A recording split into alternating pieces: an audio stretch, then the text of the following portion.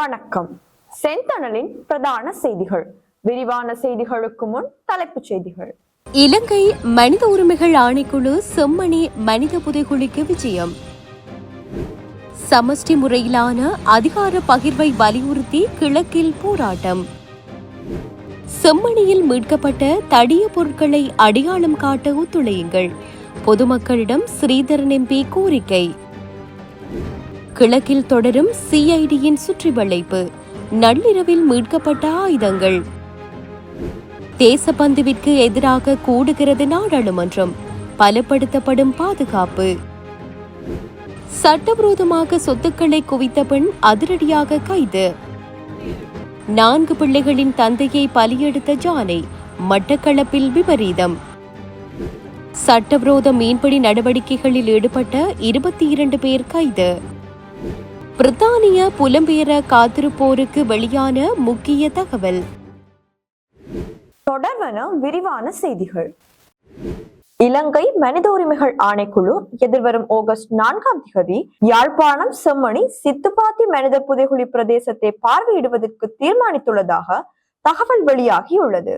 இலங்கை மனித உரிமைகள் ஆணைக்குழு எதிர்வரும் ஆகஸ்ட் 4ஆம் தேதி யாழ்ப்பாணம் செம்மணி சித்துப்பாத்தி மனித புதைகுழி பிரதேசத்தை பார்வையிடுவதற்கு தீர்மானித்துள்ளதாக தகவல் வெளியாகியுள்ளது. குறித்த விடயத்தினை இலங்கை மனித உரிமைகள் ஆணைக்குழுவின் யாழ் மாவட்ட பிராந்திய இணைப்பாளர் கனகராஜ் தெரிவித்துள்ளார். இலங்கை மனித உரிமைகள் ஆணைக்குழுவின் 3 ஆணையாளர்கள் மற்றும் 2 பணிப்பாளர்களுடன் யாழ்ப்பாண பிராந்திய அலுவலகர்கள் அடங்கிய குழுவினர் இந்த பிரதேசத்திற்கு விஜயம் மேற்கொள்ள உள்ளதாக அவர் குறிப்பிட்டார். மேலும் செம்மணி மனித புதைகுழி அகழ்வு நடவடிக்கைகளில் ஈடுபட்டுள்ள தரப்பினருடனும் அவர்கள் கலந்துரையாடல்களை மேற்கொள்ள உள்ளதாக தெரிவிக்கப்படுகின்றது.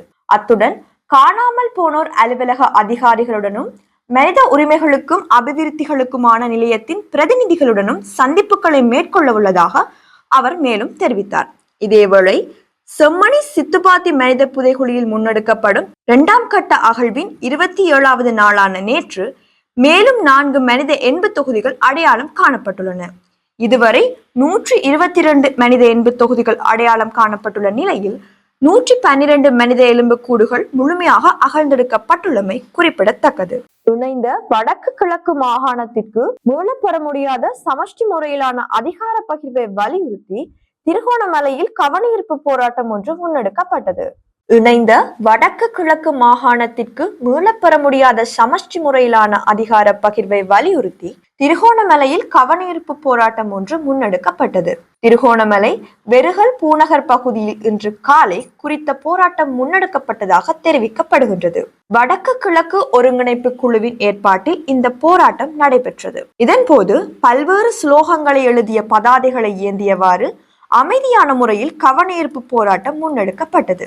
தொடர்ச்சியாக வடக்கு கிழக்கு பகுதிகளில் அரசினால் திட்டமிட்டு மேற்கொள்ளப்படுகின்ற நில ஆக்கிரமிப்புகள், மத சுதந்திர மீறல்கள், ஏனைய வன்முறைகள் இடம்பெறாமல் இருப்பதாக இருந்தால் வடகிழக்கு மக்கள் எதிர்பார்க்கின்ற அரசியல் தீர்வான சமஷ்டி முறையிலான அரசியல் தீர்வு வேண்டும் என்பதை வலியுறுத்தி 2ஆம் நாளாக வெறுகல் பிரதேசத்தில் இக்கவனஈர்ப்பு போராட்டம் முன்னெடுக்கப்பட்டிருந்தது. அத்துடன் தொடர்ச்சியாக 100 நாட்கள் வடக்கு கிழக்கில் உள்ள 8 மாவட்டங்களிலும் சுழற்சி முறையில் குறித்த தரப்பினரால் கவனஈர்ப்பு போராட்டம் முன்னெடுக்கப்படவுள்ளமை குறிப்பிடத்தக்கது. செம்மணி சித்துப்பாத்தி இந்து மயானத்தில் இனங்காணப்பட்ட மனித புதைகுழியின் அகழ்வு பணிகளில் இதுவரை மீட்கப்பட்ட தடய பொருட்கள் பொதுமக்களால் அடையாளப்படுத்தப்படுமாக இருந்தால் அவற்றை அடிப்படையாக கொண்டு உண்மைகளை கண்டறிவதற்கு விசாரணைகளை கோர முடியும் என நாடாளுமன்ற உறுப்பினரும் இலங்கை தமிழரசு கட்சியின் நாடாளுமன்ற குழு தலைவருமான சிவஞானம் ஸ்ரீதரன் தெரிவித்துள்ளார். செம்மணி சித்துப்பாத்தி இந்து மயானத்தில் இனங்காணப்பட்ட மனித புதைகுழியின் அகழ்வு பணிகளில் இதுவரை மீட்கப்பட்டுள்ள தடய பொருட்கள் பொதுமக்களால் அடையாளப்படுத்தப்படுமாக இருந்தால் அவற்றை அடிப்படையாக கொண்டு உண்மைகளை கண்டறிவதற்கான விசாரணைகளை கோர முடியும் என நாடாளுமன்ற உறுப்பினரும் இலங்கை தமிழரசு கட்சியின் நாடாளுமன்ற குழு தலைவருமான சிவஞானம் ஸ்ரீதரன் தெரிவித்துள்ளார். இது தொடர்பில் யாழ்ப்பாணம் நீதவான் நீதிமன்றினால் விடுக்கப்பட்டுள்ள கட்டளையை மேற்கோள் காட்டி கருத்து தெரிவிக்கும் போது அவர் மேலும் தெரிவிக்கப்பட்டதாவது: செம்மணியில் மீட்கப்பட்ட 80 தொகுதிகளின் பின்னணியிலுள்ள இனப்படுகொலை சம்பவங்களை எண்பிப்பதற்கு அங்கு நடைபெற்று வரும் அகழ்வு பணிகளில் மீட்கப்பட்ட தடய பொருட்கள் உரியவர்களின் உறவினர்களால் அடையாளம் காட்டப்பட வேண்டும். ஆகவே தடய பொருட்களை இனங்காட்ட வேண்டியதன் அவசியம் உணர்ந்து தங்களின் உறவுகளும் செம்மணியில் புதைக்கப்பட்டிருக்கலாம் என சந்தேகிக்கும் காணாமலாக்கப்பட்டவர்களின் உறவினர்கள் எதிர்வரும் 5ஆம் திகதி மாலை 1:30 மணி முதல் 5 மணி வரை யாழ்ப்பாணம் சித்துப்பாத்தி இந்து மயானத்தருகில் காட்சிப்படுத்தப்படும் தடய பொருட்களை அடையாளம் காட்ட வருகை தந்து இனப்படுகொலைக்கான சர்வதேச விசாரணைக்கான கோரிக்கைக்கு வலு சேர்க்குமாறு கேட்டுக்கொள்கிறேன் என்றார். மட்டக்களப்பு நகர் பிரதேசத்தில் நிலத்தில் புதைக்கப்பட்டிருந்த நிலையில் G56 ரக துப்பாக்கியொன்றும் மற்றும் ரவைகள் மெகசின் என்பவற்றை விசேட அதிரடிப்படையினர் மீட்டுள்ளனர். மட்டக்களப்பு நகர் பிரதேசத்தில் நிலத்தில் புதைக்கப்பட்டிருந்த நிலையில் G56 ரக துப்பாக்கியொன்றும் மற்றும் ரவைகள் மெகசின் என்பவற்றை விசேட அதிரடிப்படையினர் மீட்டுள்ளனர். மீட்கப்பட்ட ஆயுதங்களானது நேற்று இரவு மட்டக்களப்பு தலைமையகத்தில் ஒப்படைக்கப்பட்டதாக பொறுப்பதிகாரி பிரியந்த பண்டார தெரிவித்துள்ளார்.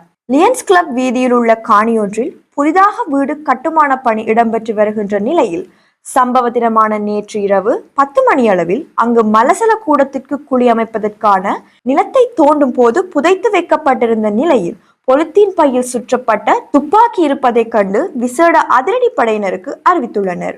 இதனை அடுத்து சம்பவ இடத்திற்கு சென்ற விசேட அதிரடிப்படையினர் G56 ரக துப்பாக்கியொன்றும் 50 துப்பாக்கி ரவைகள் 2 மகசீன்களை மீட்டுள்ளனர்.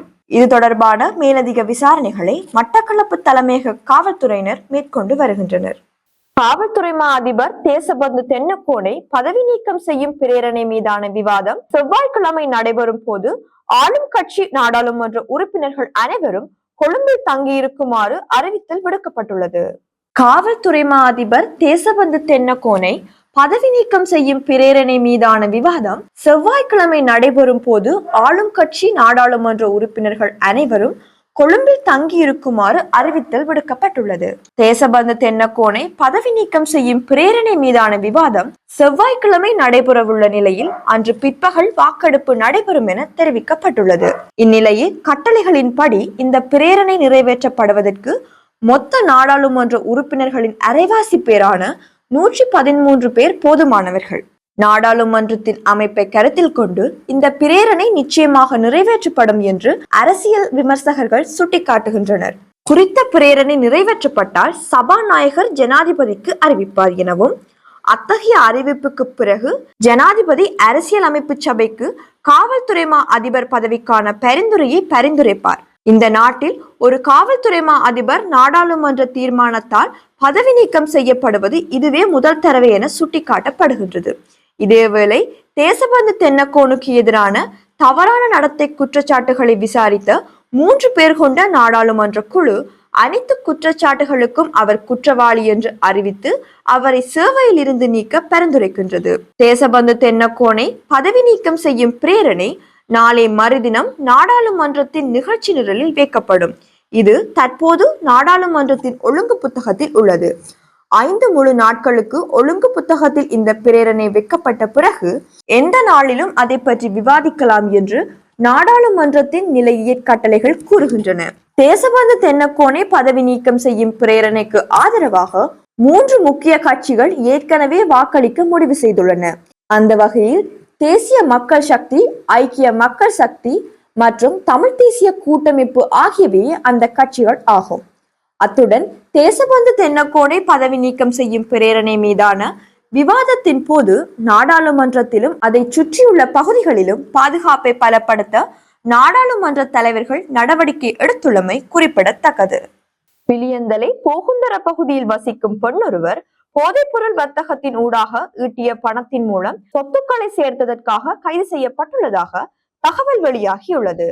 பிலியந்தலை போகுந்தர பகுதியில் வசிக்கும் பெண்ணொருவர் போதைப்பொருள் வர்த்தகத்தின் ஊடாக ஈட்டிய பணத்தின் மூலம் சொத்துக்களை சேர்த்ததற்காக கைது செய்யப்பட்டுள்ளதாக தகவல் வெளியாகியுள்ளது. சட்டவிரோத சொத்துக்கள் விசாரணை பிரிவுக்கு கிடைத்த முறைப்பாட்டை தொடர்ந்து குறித்த சந்தேக நபர் கடந்த 29ஆம் திகதி பணமோசடி சட்டத்தின் கீழ் கைது செய்யப்பட்டார். கைது செய்யப்பட்ட சந்தேக நபர் போகுந்தர பிலியந்தல பகுதியைச் சேர்ந்த 36 வயதுடைய பெண் என தெரிய வந்துள்ளது.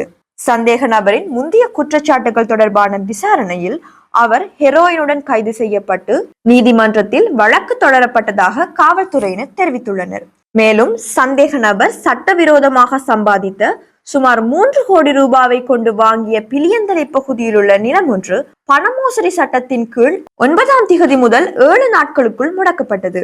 இது தொடர்பாக ஹோமாஹம மேல் நீதிமன்றத்தில் சமர்ப்பணங்களை முன்வைத்த பின்னர் இந்த முடக்கம் தொடர்பான உத்தரவை ஐப்பசி 15ஆம் திகதி வரை நீதிமன்றம் நீடித்துள்ளது.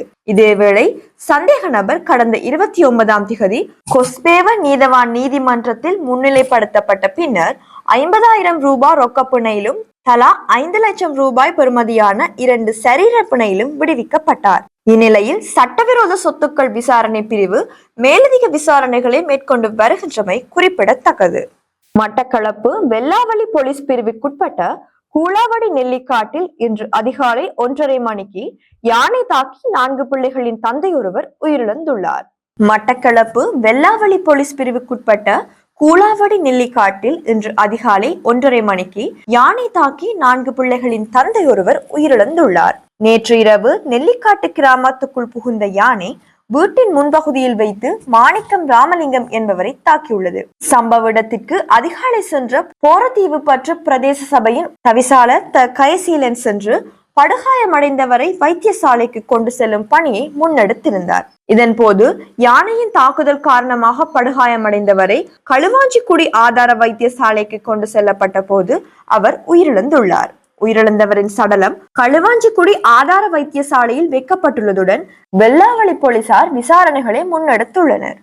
கடற்படை போலீசார் மற்றும் மீன்வளம் மற்றும் நீர்வளத்துறை ஆகியவை இணைந்து மேற்கொண்ட சுற்றி வளைப்பு நடவடிக்கைகளில் சட்டவிரோத மீன்பிடி நடவடிக்கைகளில் ஈடுபட்ட 22 நபர்கள் கைது செய்யப்பட்டுள்ளனர்.